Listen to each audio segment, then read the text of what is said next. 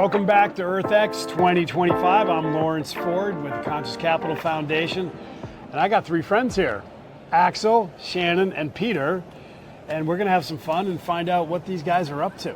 So I'm gonna go through really quick. I'm gonna ask a question that you don't get asked often probably. I'm gonna ask you, why are you here? And I don't mean at EarthX, I mean on this planet. Oh, I can say I consider myself to be here to do exactly what I do right now, to bring myself with all I have in to support biodiversity.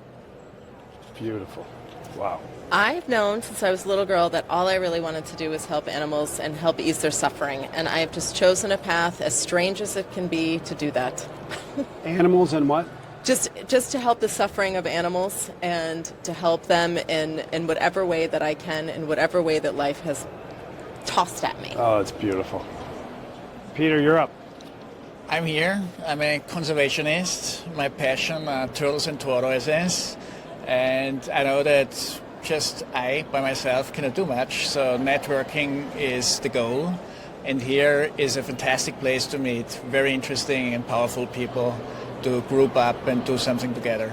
Yeah, it's great, isn't it? I mean, Trammel Crow has really created, I always tell them, it's like a mosh pit, right? You just throw them all together, all different sides. I mean, it's what we need in the world today, right? I mean, there's so much division. It's like, you're this person or you're this person. I mean, forget it, right? I mean, we know that animal species in many ways are much smarter than us with how they operate, and nature in general has all of our answers, right? We just need to listen and ask the questions. So thank you all for being in alignment and aware of, your purpose here on this earth, because that is the most important thing as far as I'm concerned. It's what we do at the foundation, is we look for people who are living their purpose. You said it, you're totally aligned already, and that you're expressing something out into the world to make the world a better place. So let's start with, are you all part of the same company? Yeah. Yes. Okay. Yes, we are. And what is the name of the company? Biodivertis. Biodivertis. And where are you out of? You all different places? Germany, Austria. the United States, and I live in Austria. Where in the United States? I was born in Rhode Island, University, Colorado, 12 years Alaska. Now I work for the Marines in California, and when I'm not on a Marine Corps base in California, I'm in Austria saving our 3,000 turtles. Beautiful. Which brings us to, what the heck do you guys do? And why do you do it? Axel, the CEO. Axel. Yeah, at Biodivertis, we always saying that we give, let's say, nature a voice in the language of DNA. So what we do is we give animals an identity based on a unique digital DNA code. This is what we do. So tell us more. What does that mean? What does that do? Why do you do it? Yeah, why do we do it? Maybe we start with that first, is that we see that biodiversity initiatives sometimes lack of, let's say, a proper and reliable metric. It's very hard to see and to also to prove things. That biodiversity initiatives today take place in many fields based on trust. And we think that biodiversity deserves more than trust. It deserves proof. So if you can't measure it, you can't do anything with it.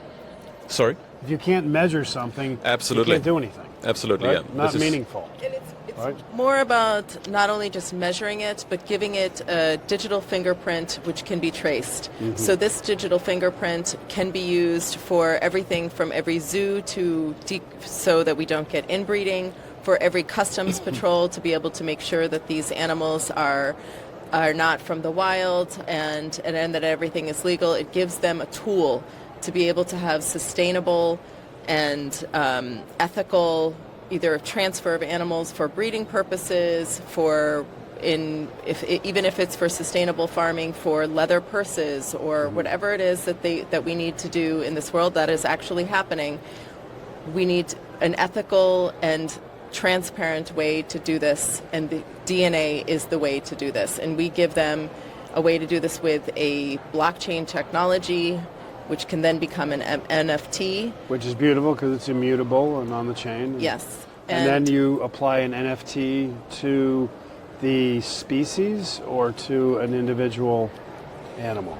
I mean, how it works is that we are developing per species a so-called DNA marker. Okay. And that is applicable multiple times. But you have to develop that. And this is what we can do. And we did that already for a couple of species, and we will continue. We are orientated with the CITES endangered species, which are unfortunately 46,000.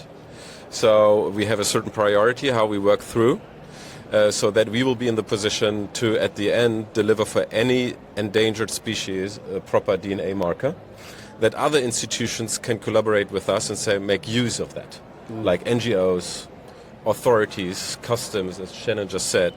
But they need this marker in order to make use of this genetic code and also the metric itself. Okay, so I'm going to get really basic with you guys. So the DNA code, okay, so a koala is a koala? It is traced to the it is traced to the individual animal. So it is more than just the speciation. It can go down to the individual animal so that you can say whether or not this animal comes from a sustainable, I'll say, alligator farming or something like that. So we are able to do it. For example, our project in Mexico. Do you want to talk about that? Yeah, we are taking care of a breeding center for the smallest and rarest turtle on the planet. It was described only recently in 2018. We rounded up a breeding group of 100 animals. We took samples to Europe and analyzed them. And unfortunately, they are worth quite a bit of money, and 45 got stolen in 2 thefts. But we do have their genetic code, so whenever they will appear or reappear in the trade, we can prove that those are our stolen animals. Or if they are bred in the basement, let's say, in the darkness, and these people want to sell the offspring, we also can prove that those offspring originate from our stolen animals. Wow. So it's not just traceable the individual, but it goes over generations. It's traceable back for generations. And we can identify the mother, the father, and everything. That's fascinating. We also can use it for stat books. Stat books in the zoo world are just based on anecdotal stories, mainly. Wow. But we can figure out who is really close related, who should be paired up. It's a pedigree breeding program based on science. Wow, that's tremendous. And this is, and your question is absolutely understandable. And there is one important point which we can deliver, and that is the identity of an animal. It's not only to determine you're a koala. You're completely right. There have been already tests also existing. That is not a new or innovative thing, but what was not possible so far is to say you're a koala. By the way, you are the son of Anna and Heinz, and you are Axel, right? And this is a difference, and that is a little bit means that once we know an animal or a plant, it's the same, we put them on a blockchain in a database, and from that very moment they have an identity on this planet, and they cannot be hidden, right? And they are not anonymous anymore. The world knows it, right? And wherever it is, wherever it goes, there is at least the possibility to make yourself heard, because everybody knows you are the koala Axel, and we know you, right? And that is a new thing. That's really special. I think we all kind of are here, and we know that there is a problem with biodiversity and with the loss of biodiversity, and so the why is often very well known. It's the how to stop it, and this gives us the how. This is the how that we stop it. This is the how that we stop, how we are able to stop the illegal trade.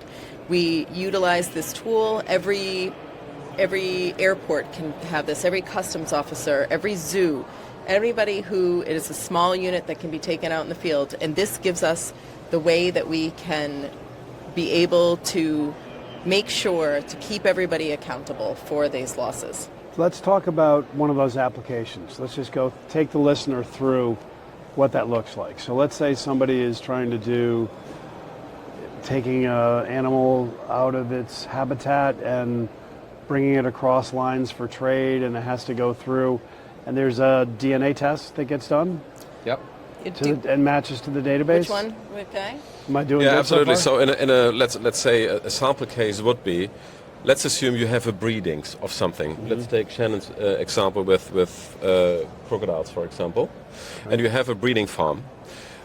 Our offer is that any animal in this breeding farm gets such a digital passport, genetic passport. It is in the system, it is known from that very moment.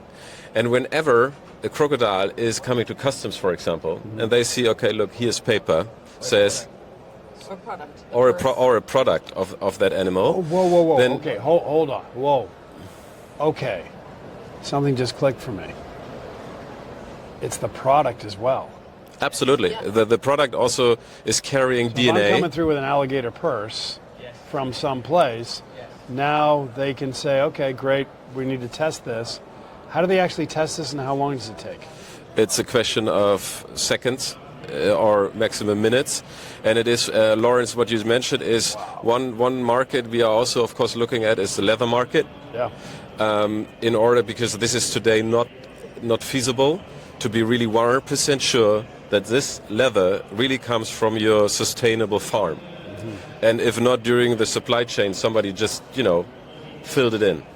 And we are, and what we say, what is possible, that you have your farm, you give every individual animal a single unique passport. And whenever the leather comes in, let's say into your central purchase department, the only thing they do, forget the paper, they don't even have to look at it.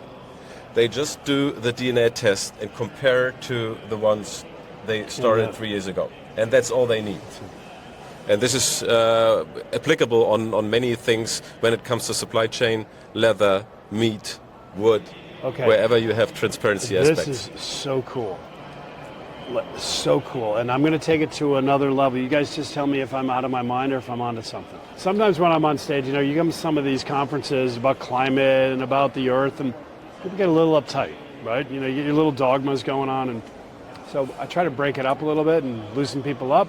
And I say that I am a vegetarian who eats fish when I feel like it, cheese once in a while, and last time I looked, this was a dead cow around my waist. So I call myself a connectitarian. You tracking? Mm-hmm. So it's not about being perfect, it's about being conscious. And one of the problems in conscious consumption is, where the hell did this come from? Yeah. One of the reasons I personally don't eat meat is because I'm not interested in taking in the spiritual calories and all the chemicals of the abuse of that animal before it came to my table, for example. So, is there an application from not just the purse, but from the industry? So a consumer could now say, I want to know what this is, and then maybe the distributor or the retail could certify it as? Absolutely. Yeah, it's also applicable in the meat industry, milk, whatever you want. Yeah, that's what I mean. Yes. Yeah, all consumable stuff right through the whole supply chain. And also in the pet trade, if you want.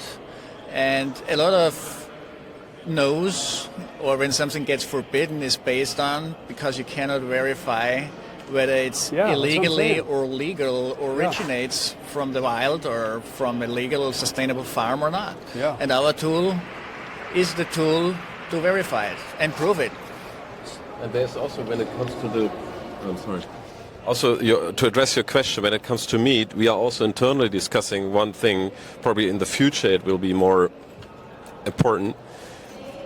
If you take a cattle, and taking your point, there is a difference if your meat was, first of all, breeded, let's say, and grow up sustainably. This is one thing. Right. And the other is how much, for example, in pharma did this meat consummate. Right. And of course, when Not you have a an small individualization, you can also have like a file, like a health file of a cattle, which is 100% showing how much antibiotics, how much whatever has been feeded to that one. And does it make a difference for you if you purchase a filet if that is of a cattle which has no contact with antibiotics, or the one who has had to go through it 15 times. Yeah, so there's also, and you have to individualize it. Yeah. That's incredible. So what is, you guys need some money? Yes.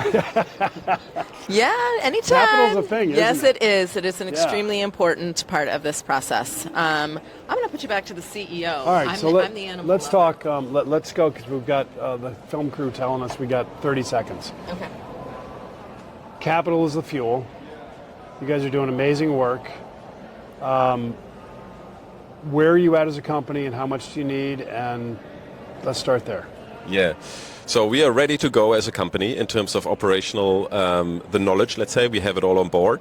We will be funded by the state of Germany, and we have to back it with 3 to 5 million additional Okay, so you guys get a capital. match, but you already got a matcher. And Absolutely, It's yeah. a well-known entity. Yep. And you just need 3 to 5 million. We need 3 to 5 million. What's that going to do for you?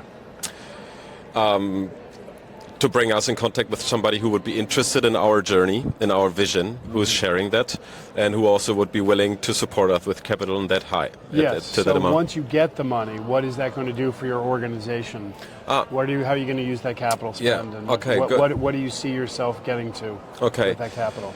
Most of the money at the beginning is flowing into building up an additional central laboratory and people, because we have to, if we want to address the 46,000 species, we have to develop all the DNA markers for all the species. And that is people, resources, and Why equipment isn't laboratory. this a totally ridiculous idea and too cost prohibitive to actually do? Because we think that biodiversity is becoming a more and more important role. We also see that there is more attention on that field. For the time being, it was a little bit more the silent sister of climate, but it becomes more prominent. And we are in many discussions where people are also willing to invest for a better biodiversity environment and also products. It's time. It's time. Axel, Shannon, Peter, we're going to give you in the middle the last word, but before we do that, or actually as we do that, please name out the company, how they can get in touch with you, and of course you can always come to the Conscious Capital Foundation. We will connect you with people who are interested in this and get some money. Hi, I just wanted to thank Lawrence for having us on today. This was a wonderful interview. We had a lot of fun, and we are with Biodivertis. You can find us on biodivertis.com. Please come check us out, support us. We have a wonderful video, which I think you'll love to see, and yes, we look forward to hearing from you. Thank you. Outstanding. Yeah, Thank that's you. fun. Thank you yeah, very much. Thanks a lot. Yeah, Thank you. Appreciate it.